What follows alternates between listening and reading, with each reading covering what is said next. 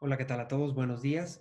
Hoy estaremos viajando hasta Ribera del Duero, a una icónica bodega que se llama Abadía Retuerta, en donde nos va a recibir Álvaro Pérez. Álvaro Pérez es el director de la Academia del Terruño. Ellos tienen una escuela específica para el estudio de los diferentes pagos y los suelos que tienen dentro de la bodega.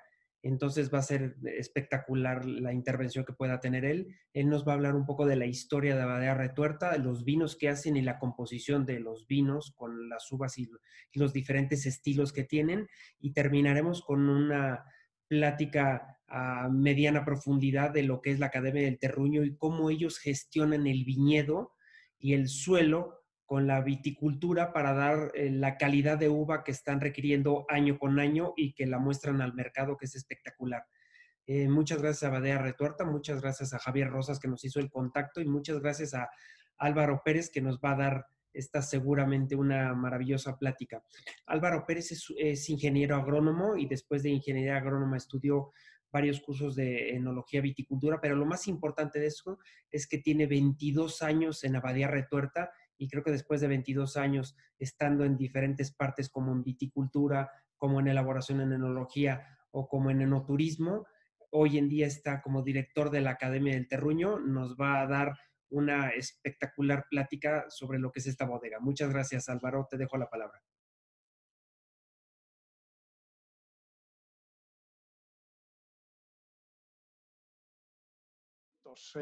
Creo que algunos de vosotros tenéis ya Abadía Retuerta selección especial, creo que el 2016.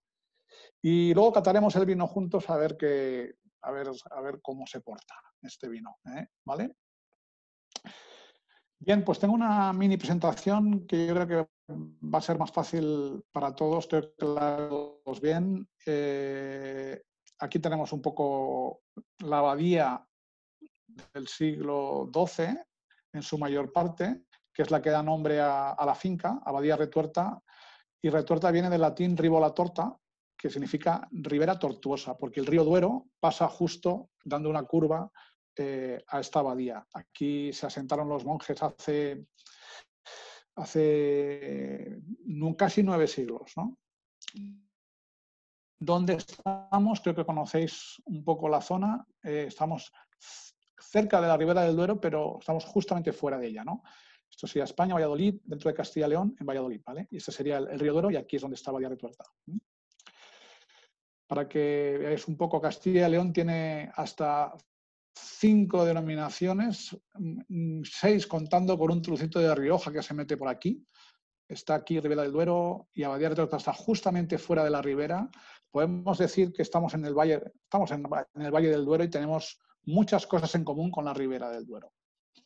Rueda, Toro, Tierra de León y Bierzo. ¿Vale? Un poquito de historia, que hay mucha historia y realmente es la responsabilidad que tenemos. Llevo 22 años en Abadía Retuerta, que realmente es una responsabilidad estar en un sitio que tiene tantos años de historia y que tiene pues tanta vida y tanta tradición. Y creo, sin ser presuntuoso, que ahora mismo estamos consiguiendo que Abadía Retuerta tenga el máximo esplendor que ha tenido nunca.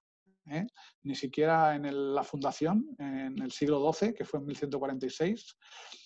Los monjes trabajaron la viña y luego hablaremos un poco de ellos. En 1835 hubo una ley en España que les quitaron los bienes a la iglesia y se los dieron a manos privadas. Lamentablemente, en ese momento es cuando la abadía y todo su entorno decayó un poco, porque faltaba la austeridad y el trabajo que ponían los monjes, ¿no?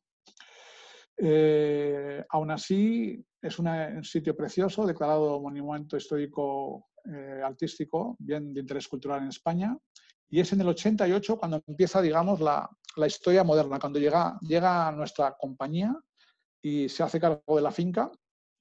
Se hace un estudio de la zona, un histórico, y se verifica que hay un gran potencial para hacer grandes vinos.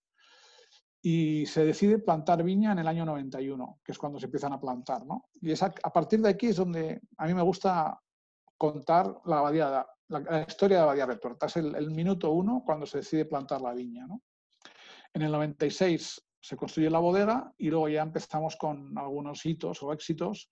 En el 2005 tuvimos este vino selección especial con el Best Red Wine Trophy por la revista Wine en International Wine Challenge en Londres. Luego en el 2007 un pequeño hito que yo creo que todavía está un poco silenciado, pero yo creo que va a dar mucho que hablar porque encontramos una viña prefiloxérica en la finca, en unos viñedos, coincidiendo con unos mapas antiguos que luego veremos donde había viña y es un tempranillo, hemos identificado por ADN que es un tempranillo, pero es un tempranillo muy diferente al tempranillo que tenemos ahora actualmente. En el 2011 se lanza nuestro primer vino blanco, que también es un hito porque estamos en una zona eminentemente de tintos, y luego en el 2012 aparece el Hotel Le Domaine y en el 14 pues conseguimos la estrella Michelin, ¿no? Este es el mapa del que hablaba y esta es la finca. La finca son 700 hectáreas en total, que son muchas hectáreas. Es un mapa de 1887, ¿no? Donde prácticamente todo era monte y había alguna, aquí está la abadía del siglo XII, las zonas de huerta, de pequeña producción de autoconsumo y el viñedo en digamos, en la ribera del río y en una zona más arenosa, que es donde arenosa pero con el agua cerca, la capa freática cerca de la superficie, con lo cual era ideal para ellos porque no había que trabajar mucho la tierra no era muy fuerte, se trabajaba bien y el agua les daba una muy buena cantidad de uva, que era el objetivo en aquella época, ¿no? Importante ver que el norte está hacia este lado, digamos, si miro la pantalla, hacia mi izquierda, hacia donde está el río Duero, y básicamente desde esta línea, que es una carretera que cruza la finca, hasta arriba, es una ladera, ¿no? Prácticamente toda la viña la tenemos en la ladera norte. El entorno natural es magnífico. De todas las 700 hectáreas tenemos todavía 200 hectáreas de monte bajo y de bosque, que además lo tenemos con una gestión forestal sostenible. Hemos repoblado más de 65.000 pinos en la zona. Nuestro sueño es que esto se convierta en un parque natural, ¿no? En el futuro. Depuramos el agua residual de la bodega, que ahora es obligatorio para todas las bodegas, pero lo hacemos desde el año 90.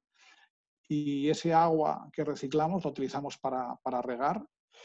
Regamos las viñas, pero puntualizaré que realmente son riegos de supervivencia, porque muchas veces esto del riego y la viña parece que está muy mal visto, pero cuando se hace realmente es ideal para conseguir magnífica uva, ¿no? Lo que es la finca como entorno natural, sacamos una línea de productos que se llama Crafted Spanish Foods, entre los que hay miel y piñones, que vienen de la propia finca. Y, por ejemplo, para el hotel 5 estrellas que tenemos, creo que es un lujo que puedan poder tomar la misma miel, claramente, con la misma miel que se tomaba en esos muros cuando estaban los monjes, ¿no? Lo mismo con los piñones. Y luego, además, en nuestro restaurante, aparte de un huerto, que luego veremos un poco, tenemos también lo que llamamos los recursos naturales, que también es lo que tenían los monjes para alrededor de la finca. Tenían espárragos, tenían setas, tenían caza, tenían un poco de todo, que también lo incorporamos a menús, ¿no? Gusta cuidar la flora y la fauna, la biodiversidad, no solamente ya de mamíferos, sino también a nivel de insectos. De hecho, tenemos un estudio muy interesante de recuento de población y de variabilidad de insectos en los márgenes del viñedo y estamos creciendo progresivamente todos los años, lo cual habla de lo respetuosa que es nuestra gestión de la viña, que desde hace ya unos años la trabajamos en ecológico, ¿no? También cuidamos mucho las aves. Tenemos una guía y tenemos un control biológico con rapaces.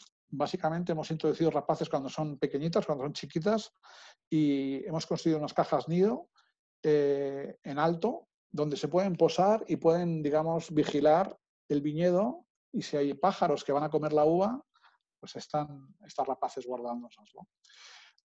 A la vez tenemos otros pájaros más pequeñitos, son insectívoros, que nos ayudan a regular muy bien también el entorno, ¿no? Y bueno, aquí hay algunas fotos de la zona, tenemos algunos árboles singulares, viene mucha gente de España y del mundo a conocer algunos porque están catalogados, es una encina de más de 350 años, donde a veces hacemos algunas catas, algunos aperitivos, la finca es una preciosidad con la abadía al fondo.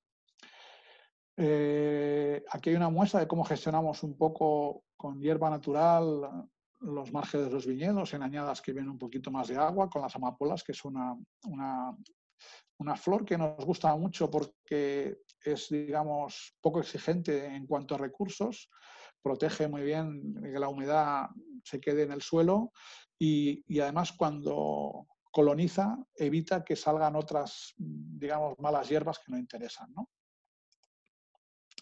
Estas son las atalayas donde hemos colocado los nidos para las aves.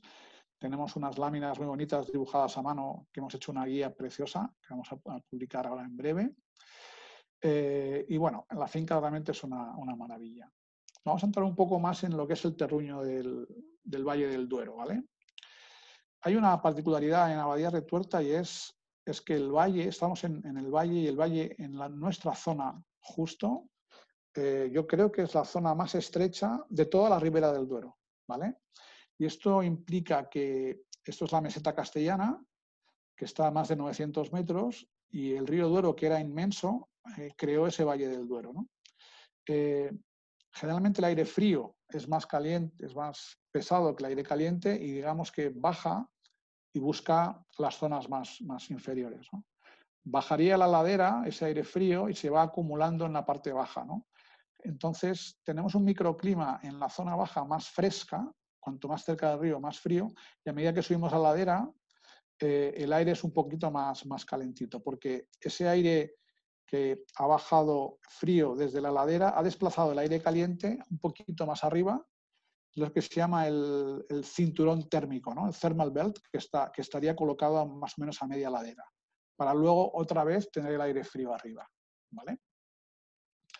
El clima es bastante extremo, es un Mediterráneo pero continentalizado por la altitud, con muy poquita agua y una oscilación térmica de anoche bastante acusada, que luego, bueno, se refleja un poco en la intensidad, en el color de los vinos, ¿no? Esta sería la ladera norte, donde tenemos la viña localizada. El río Doro, como veis, es bastante pequeño, reducido ahora. Y tenemos básicamente, vamos a decir, dos tipos de suelo, grosso modo, aunque luego hay multitud de diversidad de ellos, ¿no? En la parte baja, básicamente, tenemos suelos de aluvión, de sedimentación del río Duero y también de la erosión de la ladera, de la parte alta de la ladera. Se ha traído todos los materiales a la zona baja y se ha ido acumulando por zonas, creando también cierta diversidad. Y a medida que subimos la ladera, vamos encontrando la roca madre más cerca de la superficie. Hay menos profundidad de suelo y la roca madre está más cerca y además genera ella, por su desintegración, unas partículas muy finas entre limo y arcilla, que la ventaja es que ayuda a retener mejor el agua en la parte alta, ¿vale? En la parte baja, más arenosa, cuesta más y es donde tenemos que trabajar un poquito más con el riego. A medida que nos acercamos al río, la capa freática y algunas zonas también de media ladera, porque encontramos capas inferiores que son impermeables, encontramos en la capa freática el agua bastante cerca, ¿no? Que es muy interesante porque la viña de esta forma, a pesar de que esté en suelos arenosos, se autorregula bien en cuanto llega esa veta de agua y vegeta muy bien, ¿no? Bueno, con todo este panorama, lo que hicimos en el año entre el 88 y el 91 fue clasificar un poco toda la finca. Número 1, por esos tipos de suelo. Número 2, por las variedades que queríamos plantar.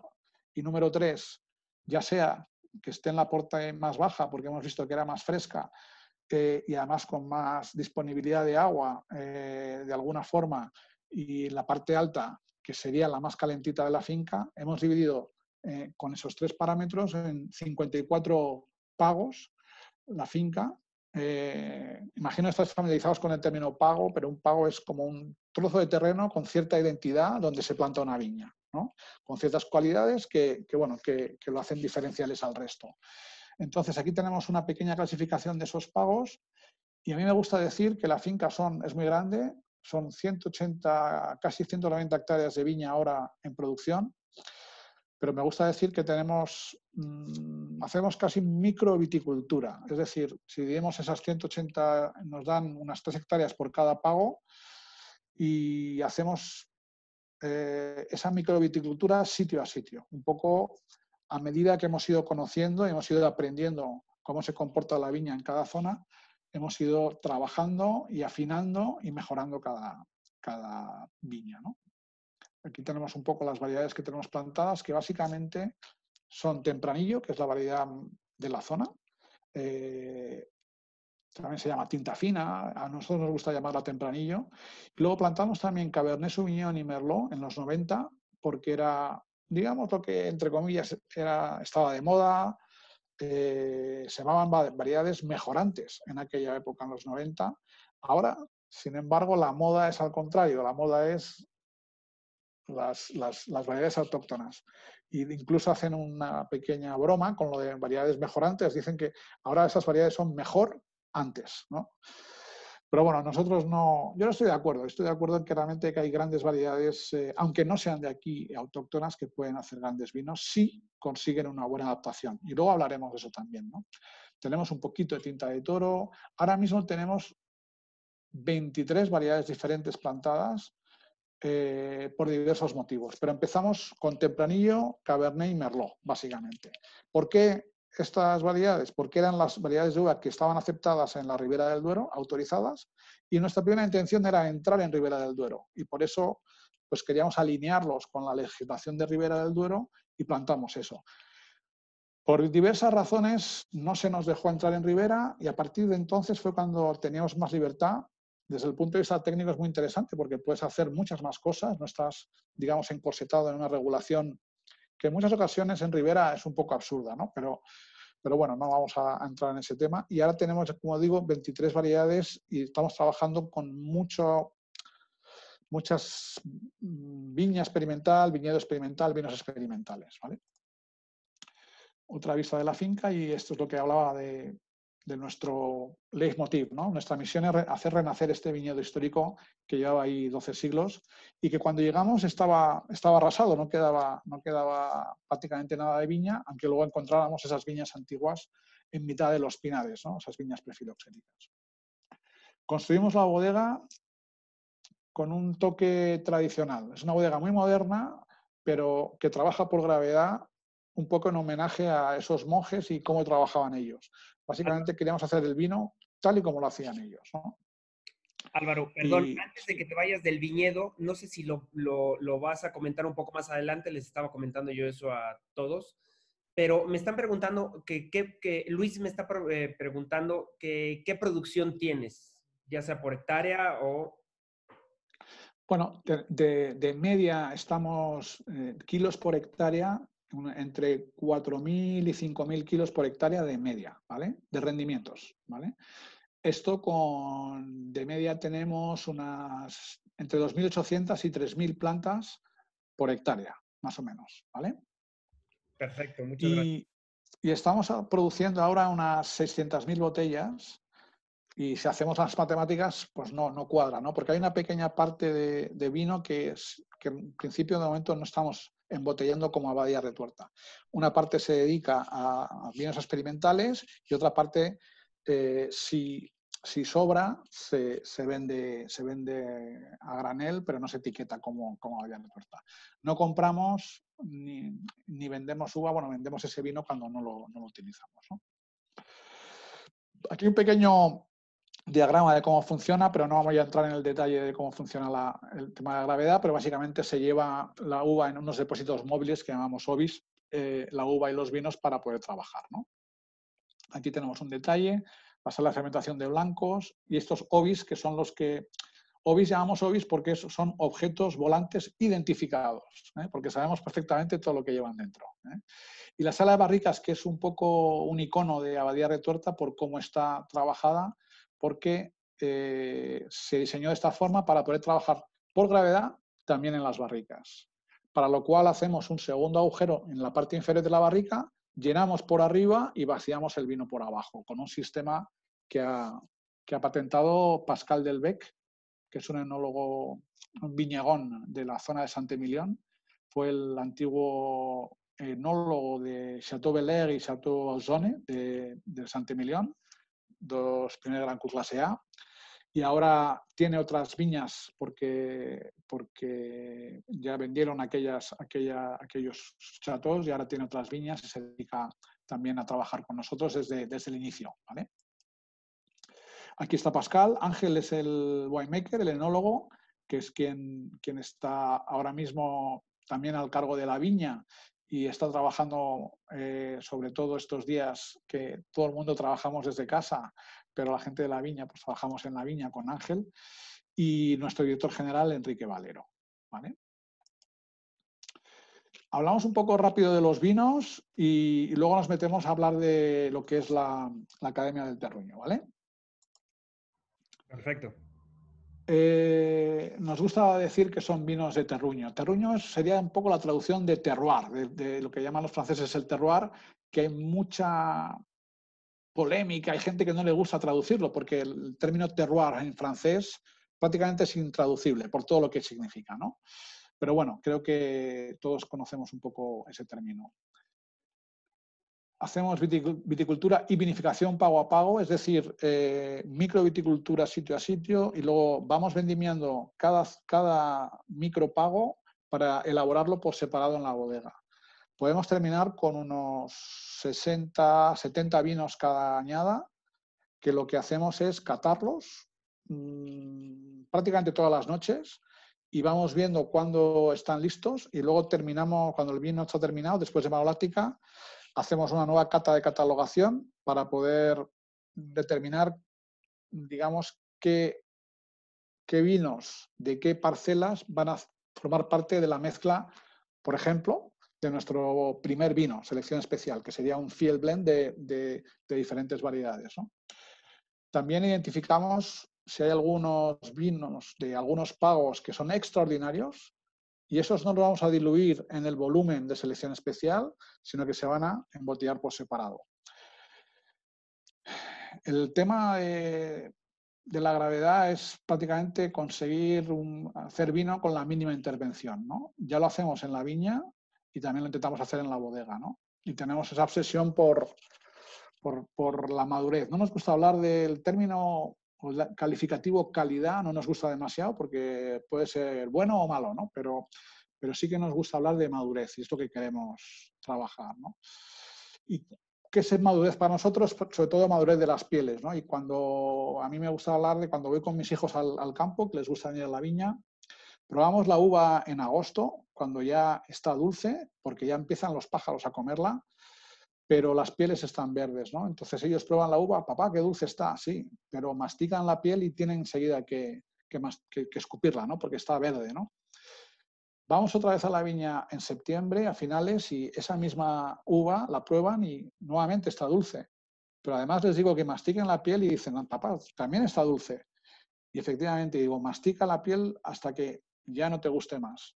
Y esos 20, 30 segundos podrían ser un poco el rato que nos gusta, o el tiempo que nos gusta macerar a nosotros en bodega. En cuanto empezamos a ver esos taninos un poquito más afilados, un poquito más verdes, descubamos y ya no estamos obsesionados con maceraciones demasiado largas. Solamente queremos extraer realmente lo que está maduro y lo que nos interesa, ¿no? Trabajamos mucho el tema de microorganismos en bodega para verificar que está todo en equilibrio. La verdad es que trabajar con rendimientos bajos y con una buena viticultura sana, te viene la uva bastante equilibrada a bodega. Bueno, si hay que hacer algún ajuste, se podría hacer, pero básicamente tratamos de hacer lo mínimo posible, ¿no? Y luego las barricas es la parte del envejecimiento, de la parte oxidativa, ¿no? De la elaboración y realmente no nos obsesiona demasiado. Sí que trabajamos con barricas lo más finas posibles, pero básicamente lo que nos interesa sobre todo es el vino, ¿no? Y a partir de aquí hemos definido un poco un estilo que hemos encontrado pues varias citas. Esta presentación que luego, si queréis, os la paso, aquí podéis ver un poco cómo define. A veces es muy complicado definir lo que es un vino fino, ¿no? Un gran vino, ¿no? Y aquí hay un párrafo bastante largo de Jancy Robinson, el Master of Wine, una escritora inglesa, que realmente lo define bastante bien. Es como un poco lo que nos gusta a nosotros, ¿no? También lo hace Pauline Picard en su libro de Fine Wine Paper, y es un poco en el mismo. Y hablan de balance, hablan de armonía y hablan de pequeño desarrollo también en la copa, que el vino vaya poco a poco evolucionando, cambiando y que tenga muchas cosas que decir, ¿no? La gama de vinos. Tenemos 6 vinos en Abadía Retuerta. Empezamos por el blanco, que como he dicho es una rareza porque muy pocas bodegas cultivan uva blanca. Nosotros, por nuestra libertad, podemos trabajarla y aparte que es un poco gracioso la historia porque vino un poco por casualidad, ¿no? Teníamos una parcela que estaba destinada a Merlot en la zona baja y la verdad es que al tercer o cuarto año vimos que había algunas de las cepas que no eran tintas, ¿no? Eran unos racimos pequeñitos de uva blanca. Y bueno, hablé con Ángel, el enólogo, mira, pasa esto, hablamos con el viverista que nos vendió la planta, nos habló de un sabotaje, de alguna historia, bueno, excusas y que nos cambiaba la viña, pero dijimos que no, que preferíamos ya que hayamos arrancado. Al principio, como siempre, todos son prisas y preferimos no arrancar esa. Era una finca de 9 hectáreas, un pago bastante grande y había por lo menos, pues si había 9, habría unas 27.000 plantas, pues habría unas 1.500 plantas de esta variedad blanca, además repartidas entre las 9 hectáreas, lo cual era complicado de trabajar. Pero decidimos dejarlo y lo que hacíamos era vendimiarlo antes que el tinto, porque venía un poquito antes que el tinto, y hacíamos 1 o 2 barricas, lo que nos diera en la bodega, un poco a nivel particular para ver qué salía. No teníamos ni idea de qué variedad era, porque los test de ADN vinieron luego, en la mitad de los 2000. Luego identificamos que era Sauvignon Blanc y vimos que nos estaba, no sé, curiosamente se adaptó fenomenal a nuestro clima, entre comillas, frío de la parte baja, de Canto Rodado, casi tipo Grave de la zona de Burdeos, y nos daba unos blancos bastante corpulentos y voluminosos, ¿no? Aprovechamos para, bueno, que en esa zona el Merlot no se estaba dando demasiado bien, no estaba progresando tan bien como en otras zonas y decidimos injertar esas yemas de Sauvignon Blanc que nos habían caído un poco del cielo en esa parcela. Y ahora tenemos esas 9 hectáreas injertadas con blanco y hemos aprovechado para introducir un poquito de verdejo, un poco de godello y algunas otras variedades más nacionales, más españolas, para dar un toque también nuestro, ¿no? Y este es nuestro blanco, que realmente sale, hacemos unas 25 o 30.000 botellas, no sale mucho más y tiene muchísimo éxito. Se va en 3-4 meses, lo cual es una bendición. Vamos a ver este año qué pasa, porque estamos todos un poco expectantes con esta situación. Esperemos que pase rápido. Pero la verdad es que es un vino que hay que estar rápido para poder conseguirlo, ¿no? Está trabajado también para que pueda evolucionar bien en botella, ¿no? Luego selección especial, que luego daremos de él, es lo que llamamos un poco, para mí es nuestro primer vino y es una selección de los mejores vinos que vienen de los mejores pagos, ¿no? De la finca. Sería, digamos, el vino de la añada, ¿vale? El más representativo de lo que ha sido la añada en Abadía Retuerta, ¿no? Y ha tenido, la verdad, muchísimos premios porque está en torno a 25 euros en España. Bueno, Javier creo que sabrá el precio aquí en México. Y realmente funciona muy bien por varios motivos, porque no nos obsesionamos con el volumen. Para nosotros lo primero es la armonía y el estilo. Si viene una añada complicada, lo que hacemos es hacer menos botellas. Sabemos por el histórico y por los datos que tenemos, que, por ejemplo, en 5 años van a venir 2 añadas complicadas y 2, 3 buenas añadas, en las que vamos a poder recuperar lo que no hemos podido hacer en las añadas complicadas. Con lo cual, siempre lo importante es no comprometer el estilo de nuestro vino. Y de hecho estamos trabajando en lo que se llama, lo que valoran mucho, por ejemplo, el mercado americano, que es la calidad consistente, ¿no? Más que consistente, yo la diría un poco ascendente, sí, porque cada vez tenemos más experiencia, la viña también tiene más experiencia, más vieja, y ahora mismo estamos afinando mucho y realmente cada vez está nuestro vino mejor. Mucha gente lo conoce por el vino que nunca falla, ¿no? Y luego tenemos los 4 últimos vinos, que serían de producción limitada. Sí. No, termina si quieres con los vinos y te hago una pregunta que hay, pero termina si quieres, seguramente la contestas ahí. Vale, luego tenemos estos 4 vinos que son especialidades. Son vinos de producción limitada y son vinos de un pago en concreto, y sería un poco lo contrario al field blend, ¿no? Es un sitio en concreto, una conexión o un maridaje entre suelo y variedad, ¿no? Y clima, ¿no? Entonces tenemos Pago Garduña, que es un Syrah, que lo tenemos en esa ladera norte, pero inclinado un poquito hacia el este, para evitar un poco el sol de poniente, que la castiga mucho, y evitamos así posibles pacificaciones, porque el verano en la zona puede ser bastante caluroso, ¿no? Y hemos conseguido un Syrah fresco del Duero, que es una maravilla, ¿no? Y también, la verdad es que tiene muchísimo buen tirón, ¿no? Pago Valdebellón, igual que Pago Garduña, Luis Gutiérrez de Wine Advocate, Robert Parker, el catador de Parker, decía que era el mejor Syrah de España. Pago Valdebellón es conocido como uno de los mejores Cabernet Sauvignon de España, 100% Cabernet.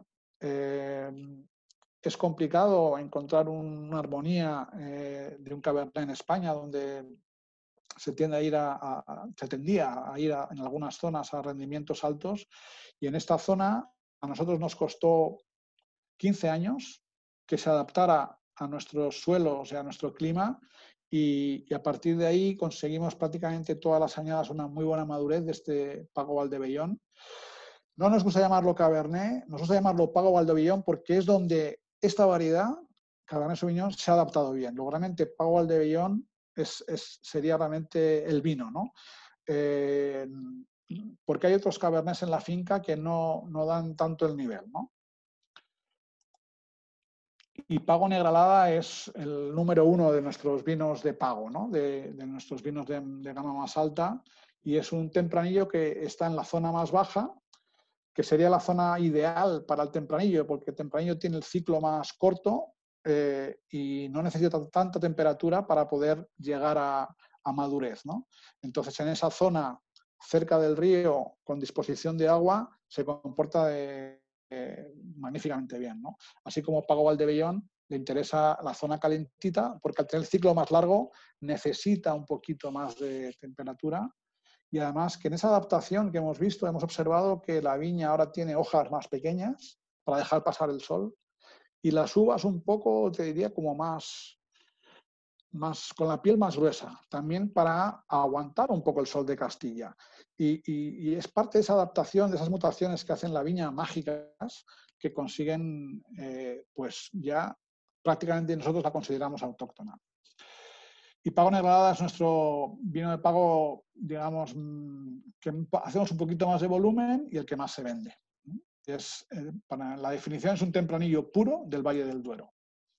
Y luego es una rareza, que es un Petit Verdot, muy inusual, y está en una zona que también realmente es la única zona que yo creo que podríamos cultivar esta variedad, que es muy difícil de trabajar, muy díscola, crece por todos lados, puede llegar a tener pámpanos de más de 5 o 6 metros. Hay que trabajar mucho en viticultura y también en vinificación, porque viene muy concentrada, con mucho málico, uva muy pequeñita, y en esa zona que tiene también una zona impermeable con agua, la viña, al crecer tanto, dejamos que caiga en la espaldera y sombree, porque cuando la uva es pequeñita es muy fácil también que se pacifique. intentamos evitar que se pasifique, pero a su vez queremos que madure, ¿no? Entonces, al estar protegida en sombra, realmente se vendimia hacia el final de la vendimia y bueno, consigue unos vinos súper potentes que para mí están muy interesantes a partir ya de 10 años en botella, ¿no? Y es una producción muy limitada que puede estar en torno entre 3 y 7 barricas, ¿vale? Y luego un Perdón, montón de te hago Sí, la pregunta ahora que terminaste con claro. los vinos. Álvaro, perdona. Hay una pregunta que a lo mejor vale mucho la pena, así puedes descansar un poco.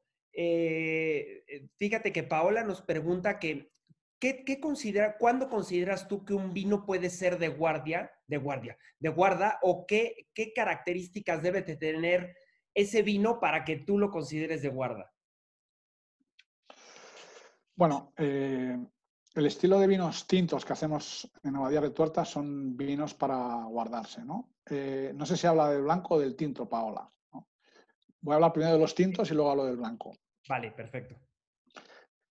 Los tintos, realmente, nosotros con rendimientos bajos y buscando esa madurez que se llama fenólica, ¿no? De madurez de pieles, por un lado viene la madurez fisiológica, que sería la acumulación de azúcares, la pérdida de acidez, y por otro lado es esa acumulación, digamos, de aromas y de sales en las pieles y esa pérdida del verdor, ¿no?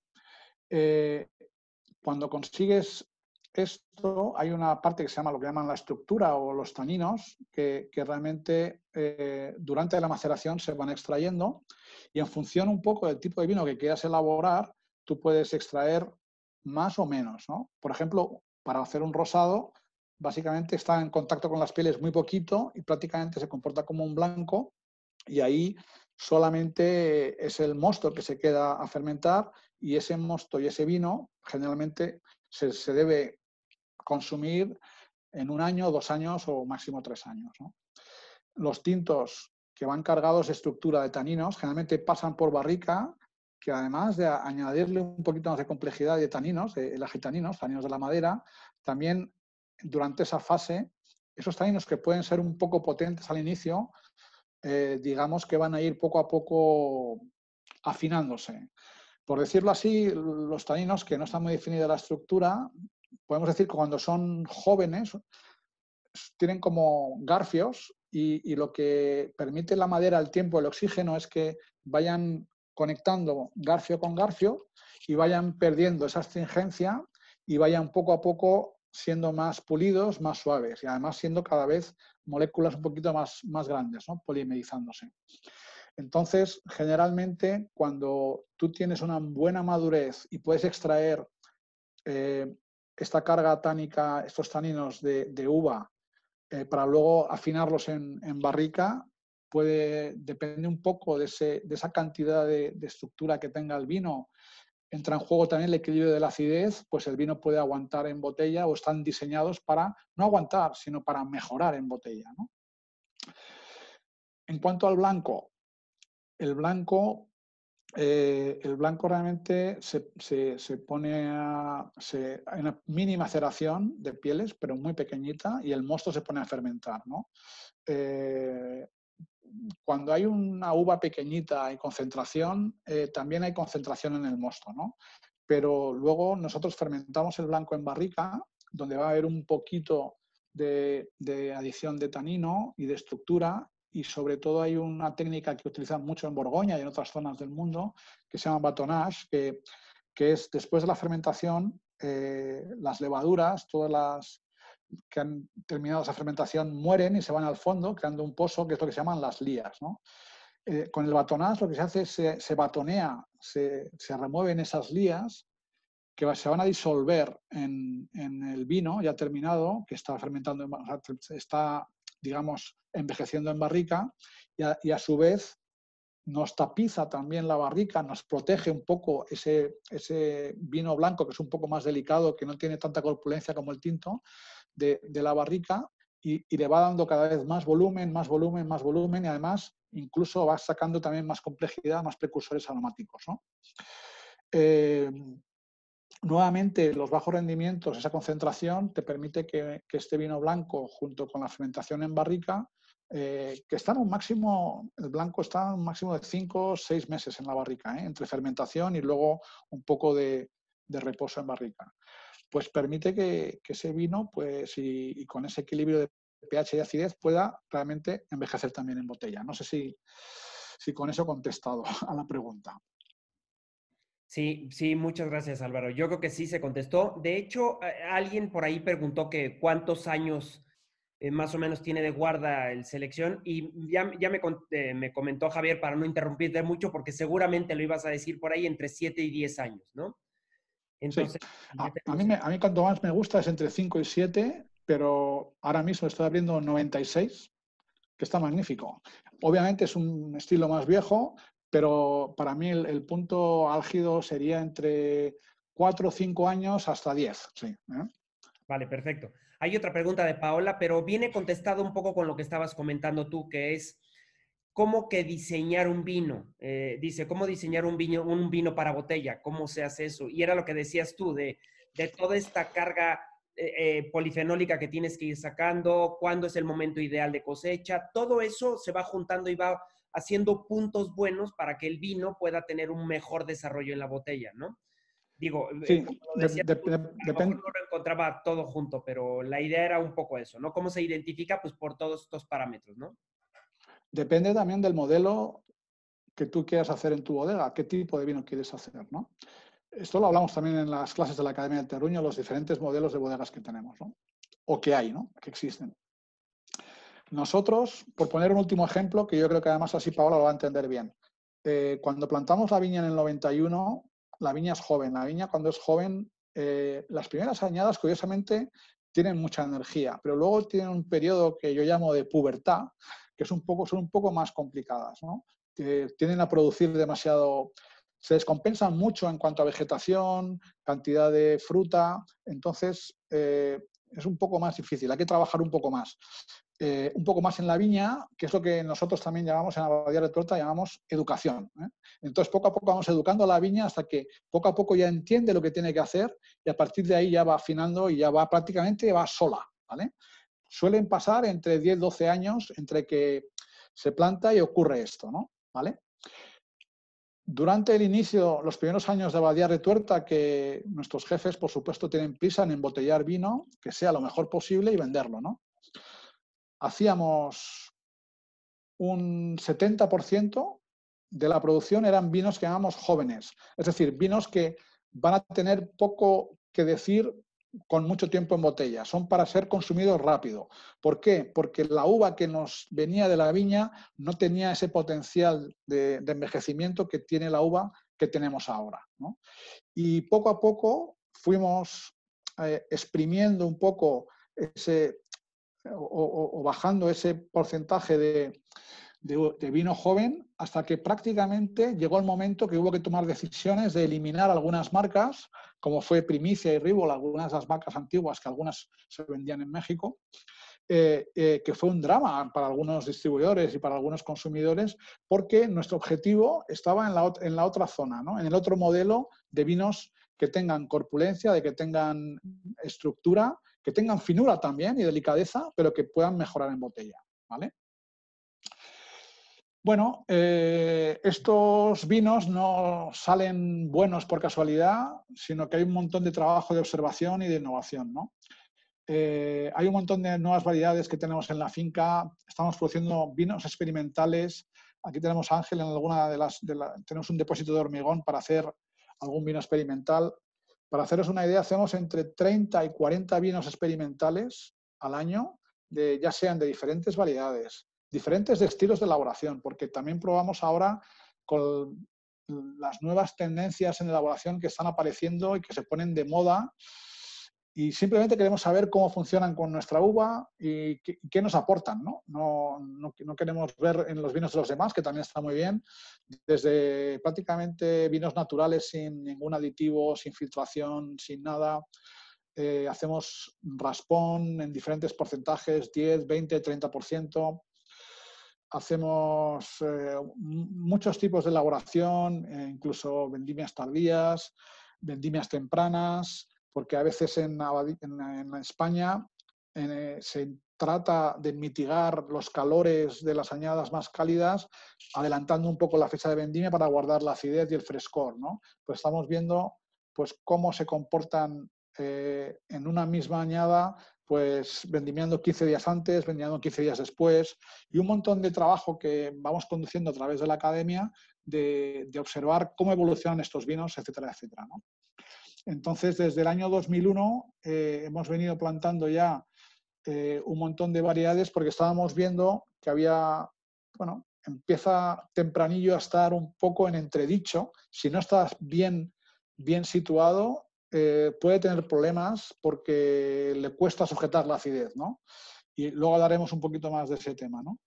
Y estamos plantando diferentes variedades para ver cómo se puede mitigar ese efecto del cambio climático con el objetivo de conseguir mantener ese nivel calitativo de los vinos de Abadía Retuerta, ¿vale? Para el futuro, porque no sabemos qué nos viene y estamos observando que hay algunas variedades que nos están yendo muy, muy bien, como puede ser Garnacha, como puede ser Graciano, como puede ser Malbec, ¿no? Y que van a ser parte ya, seguro, estamos empezando a injertar del futuro de Abadía Retuerta. El foco, mantener fruta fresca y acidez, sin comprometer la madurez y el estilo de Abadía Retuerta, ¿vale? Y aquí entraría también nuestro nuevo tempranillo prefiloxérico, ¿vale? Que está dando un vino sublime, ¿no?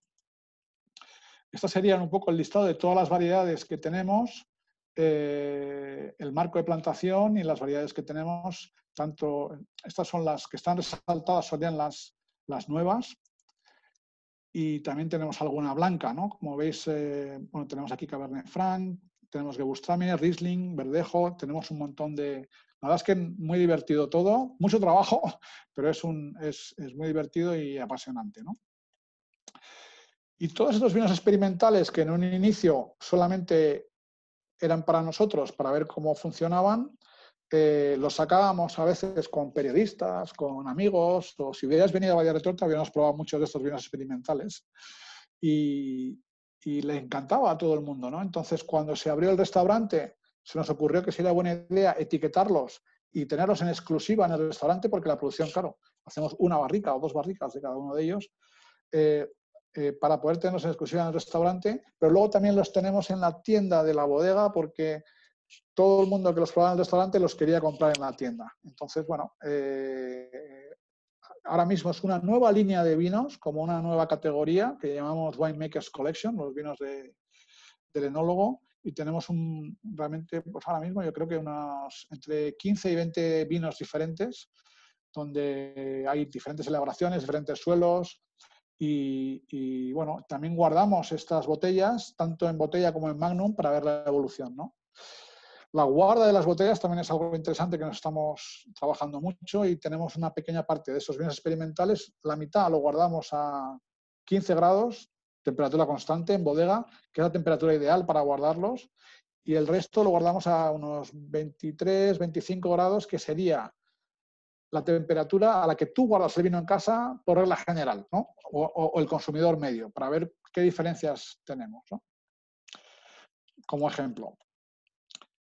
Aparte de la bodega, hay muchas más cosas, ¿no? En Abadía, y voy a ir un poco más rápido, que si no se me va el tiempo. Hay un hotel precioso, vemos la piscina exterior, el ábside de la iglesia del siglo XII, es una maravilla. Esto sería la hospedería donde están las habitaciones, hay 30 habitaciones, otras aquí en lo que eran las antiguas caballerizas, y el sitio es impresionante, ¿no? Es otra de las cosas que a mí me maravilló. Cuando yo llegué, la abadía estaba en ruinas, me encantó recorrerla, yo me leía Los pilares de la tierra en aquella época y fue fascinante descubrir todos los rincones de la abadía.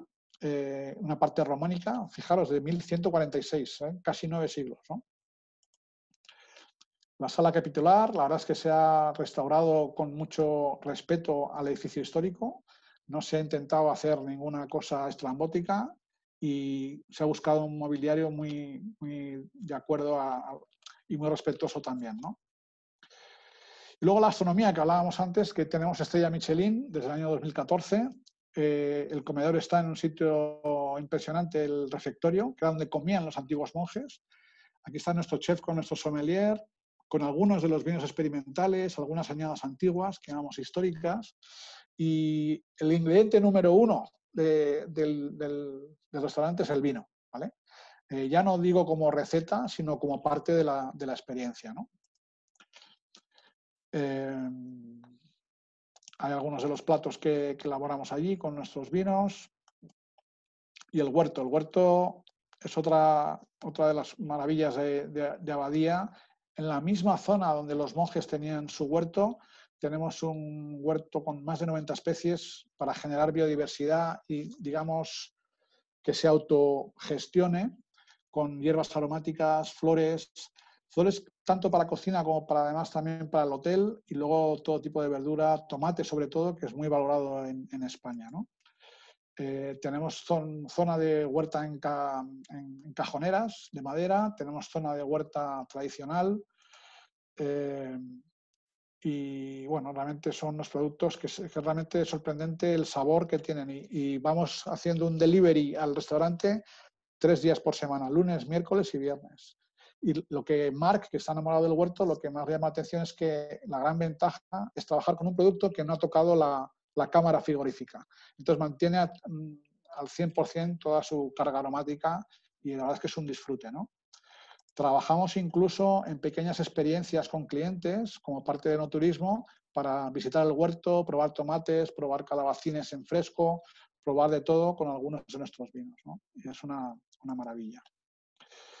Porque las visitas o el enoturismo, nos gusta llamarlo experiencias únicas, somos una de las bodegas punteras. Cuando lleguen los 90 era muy difícil hacer visitas en la zona. Ahora sí, pero en aquella época era muy complicado, y nosotros fuimos pioneros abriendo las puertas de la bodega, y teniendo una finca de 700 hectáreas la recorríamos con Land Rovers, o podemos hacerlo a caballo, podemos hacerlo con bicis eléctricas también. En fin, tenemos una diversidad de experiencias con aperitivos, con carta de barricas, con diferentes aspectos, que es una maravilla, y recomiendo visitar la web cuando vengáis por allí. Si nos recuperamos pronto, espero que se pueda. Y luego la tienda a nivel económico va muy bien, porque es un ingreso muy interesante ya para todo el vino que se vende, de toda la gente que pasa por allí, cerca de 9.000 personas, porque hacemos visitas siempre con cita, y si son 2 personas, 2 personas. Realmente no hacemos visitas grupales, sino que hacemos una visita de dedicación exclusiva, ¿no? Trabajamos también mucho el tema de RSC con 5 pilares: respeto a la historia, el entorno, que hemos hablado, que nos gusta cuidarlo, los empleados, un poco la excelencia que queremos en nuestros productos, tanto en el restaurante, en el hotel, como en los vinos, y trabajar de una forma ética, ¿no? Hacemos también algunas experiencias también para los niños. Hemos editado un libro que se llama La aventura del vino, y traemos niños de las escuelas entre 6 y 12 años, no para darles vino, ellos vendimian, toman mosto, plantan viñas, aprenden lo que es la industria de la zona y entienden cómo funciona uno de los motores de Castilla y León, ¿no? Algunos vinos que hacemos solidarios, donde trabajamos con ONGs de la zona, pues para ayudarles en la medida de lo posible. Y nos gusta pues trabajar un poco con el entorno, ¿no? Por ejemplo, el cabrero del pueblo viene con sus cabras a pastar en nuestros montes, y así tenemos un poco de menos riesgo de incendios, porque las cabras pues trabajan en ese aspecto, ¿no? Y es lo que llamamos ahora un poco la economía circular, y estamos trabajando con todo eso, ¿no?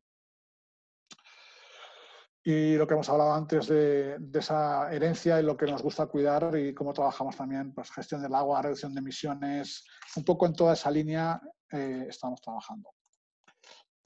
Bueno, tenemos un pequeño vídeo, no sé si da tiempo a verlo, si podemos verlo, esto se me olvidó comentar. ¿Quieres que lo intentemos o...? Sí, si quieres, tengo un par de preguntas nada más para antes de que cerrar. Sí. Se me quedó un poco pendiente una pregunta.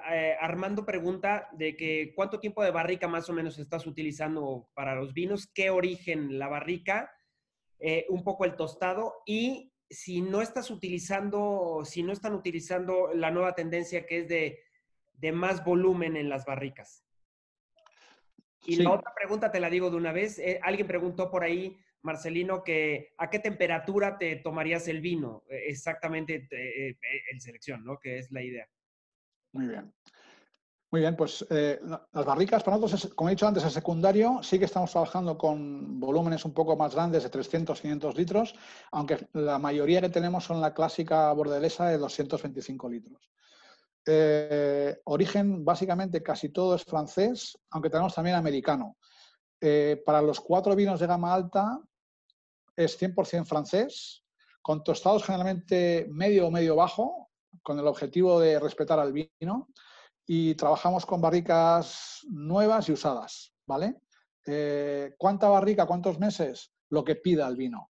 Por regla general, esos 4 vinos de gama alta suelen estar entre 14 y 18 meses en barrica. Alguna vez, alguno de ellos pide algún mes más, podemos llegar a 24, ¿vale? Pero depende un poco de la añada y del vino, ¿no? Selección especial, nos gusta que llegue un poquito menos de barrica, entre 10, 12, máximo 16, puede llegar 18 meses de barrica, pero realmente intentamos, digamos, equilibrar que no haya demasiada barrica, ¿vale? Y bueno, eso es básicamente un poco lo que hacemos. La temperatura a la que a mí me gusta tomar selección especial y los vinos corpulentos o los vinos es fresco. Fresco me refiero casi a, voy a decir, 15 grados. 15 grados, abrir la botella, que es como la tengo yo prácticamente, bueno, la saca ahora, lleva un poquito más de temperatura, ¿no? Pero cuando tienes casi a 15 grados, en cuanto abres el vino, en cuanto lo manipulas, va cogiendo temperatura. Y es esa pequeña timidez que tiene ese vino en la copa, a 15 grados, poco a poco va a ir subiéndose enseguida, se pone en 20. Y entonces es cuando realmente está más disfrutable, ¿no? O sea que a 15 para tomarlo a 16, 18, ¿vale? Bueno, esto es lo que es un poco, grosso modo, la historia y lo que es Abadía Retuerta.